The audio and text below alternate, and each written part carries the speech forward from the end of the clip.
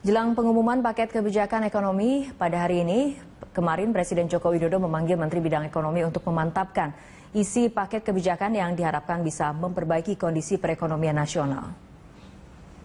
Menteri Keuangan Bambang Brojonegoro, Menteri BUMN, Menko Perekonomian Darmin Nasution, dan Menteri Perdagangan dipanggil Presiden Joko Widodo sepanjang hari ini. Mereka dipanggil satu persatu namun tidak bersamaan.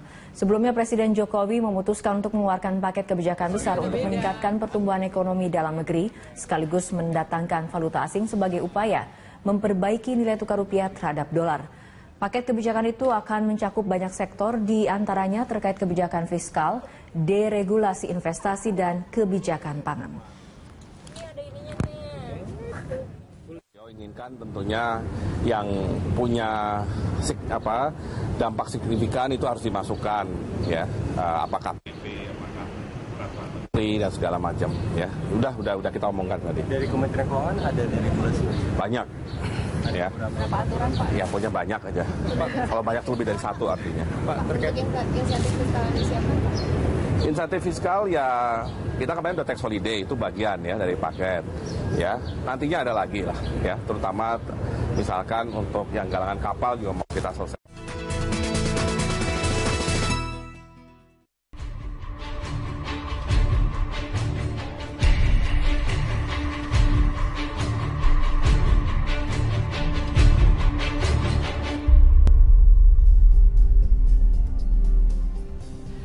Pemirsa, Menko Rizal Ramli menuding bahwa ada mafia pulsa listrik prabayar di tubuh PLN. Betulkah demikian? Nanti kami akan membahasnya bersama dengan narasumber yang sudah hadir. Tapi sebelum itu kami akan hantarkan dulu paket informasi berikut ini. Setelah mengkritisi mega proyek pembangkit listrik 35.000 MW, Menteri Koordinator Bidang Kemaritiman dan Sumber Daya Alam Rizal Ramli mensinyalir dugaan adanya mafia yang memonopoli distribusi pulsa listrik prabayar. Akibatnya, masyarakat harus membayar mahal pulsa listrik prabayar yang dibeli lewat sistem token. Rizal Ramli pun meminta PLN mengkaji kembali sistem pembelian listrik prabayar lewat token yang membuat masyarakat membayar lebih mahal. Rizal Ramli juga meminta PLN mengakhiri monopoli penggunaan instalasi listrik sehingga rakyat bisa memilih menggunakan sistem token atau membayar tagihan listrik bulanan. Di zaman dulu sampai sekarang rakyat itu diwajibkan pakai pulsa. Ya, karena ada yang main monopoli lah di PLN di masa lalu. Itu kejam sekali, karena ada keluarga-keluarga yang anaknya masih belajar jam 8 malam, pulsanya habis. Tidak semudah nyari pulsa telepon. Nyarinya susah, ya kan? Nah, yang kedua adalah mereka beli pulsa 100.000, ternyata listriknya hanya 73.000, kejam sekali, 27%. Disedot oleh, sebutnya apa nih Pak? Provider lah. Provider yang setengah mafia gitu kali ya. Ya, untungnya besar sekali mereka. PLN pun membantah tudingan Rizal tersebut. Direktur Utama PLN Sofyan Basir mengaku belum tahu jika ada mafia token listrik di PLN. Sofyan berjanji akan menelisik mencari tahu tudingan Rizal Ramli terkait mafia token listrik. PLN menduga Menko Kemaritiman dan Sumber Daya itu mendapatkan informasi yang keliru mengenai penghitungan pembelian pulsa listrik karena pembelian pulsa listrik tidak bisa disamakan dengan membeli pulsa telepon prabayar. Dan selain itu, besaran listrik yang didapatkan pun berbeda tergantung golongan pengguna. Kalau memang ada tindakan-tindakan yang keliru yang dilakukan oleh provider atau PPOB, kami akan buang mereka. Mungkin kami akan kembali ke sistem perbankan saja. Tapi apakah di daerah-daerah terpencil, pulau-pulau terluar yang belum ada sistem perbankan juga bisa dilaksanakan? Kan tidak. Difikirkan untuk kembali ke meteran. Kalau mungkin, memang ada. Kami punya risiko dengan merekrut orang ratusan ribu lagi.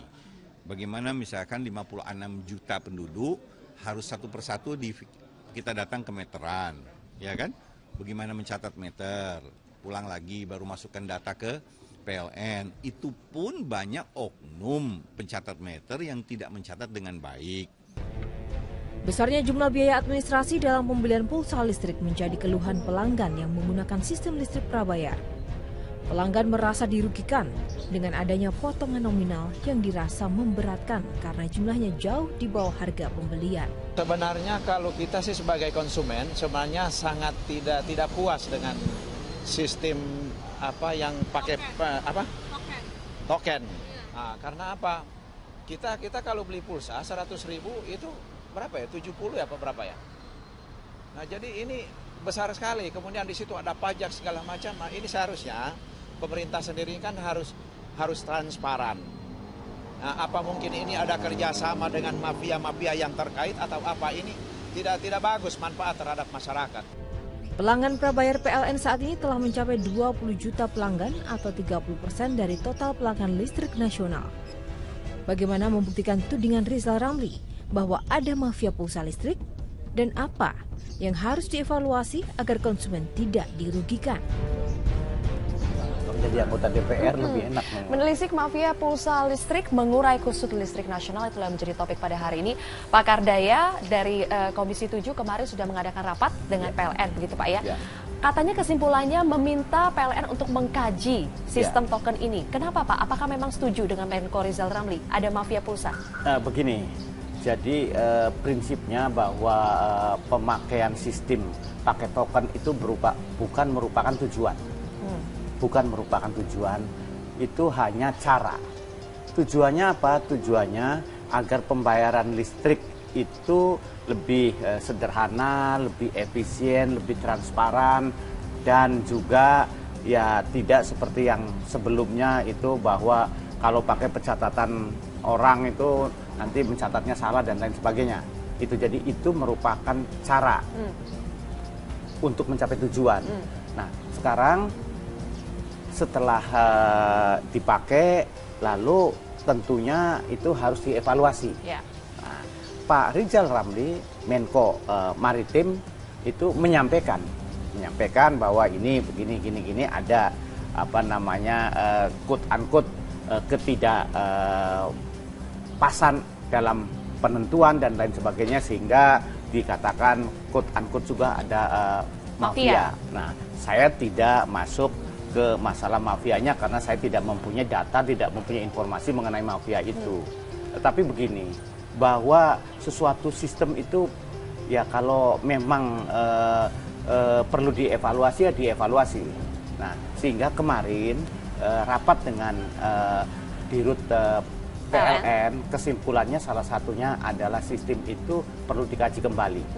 Dikaji kembali itu dari hasil kajiannya itu bisa macam-macam. Oke, Pak Kardaya, tadi Anda bilang token itu adalah cara untuk mencapai tujuan. Kalau Anda lihat dengan cara token ini sebetulnya mencapai tujuan tidak? Yang lebih sederhana, efisien, transparan, mencapai itu tidak?